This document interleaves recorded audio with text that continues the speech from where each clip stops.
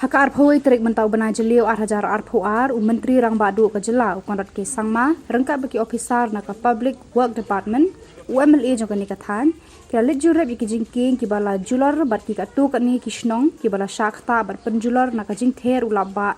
kiba hab South Garo Hills. Haka ni ka jinglet jurep Conrad ule thu ba ka jingking ka ba kibri ke syat lenti ka la sha rong no haka bat kibri kimyo shu ban yad bat kalabu e ka jing ka ba krawi ki pat ba ki ba Sha ka ni ka Sha Dalu bat ula kerpat ru e ka PWD ba kan le no kham kloi ki ba den kam khnang ba ki pat ba Sha ka ni ka than kinam ya kando jing than. We are in Dalu area today, and again because of heavy rains there has been a lot of damage, but here mostly the damage has been to the roads and infrastructure. As you can see, bridges like these have been washed out, and now there's a disconnectivity between villages, and so we have a huge challenge now to bring that back. So we have just come here with the Honorable MLA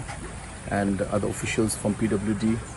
and other departments and the Deputy Commissioner and officials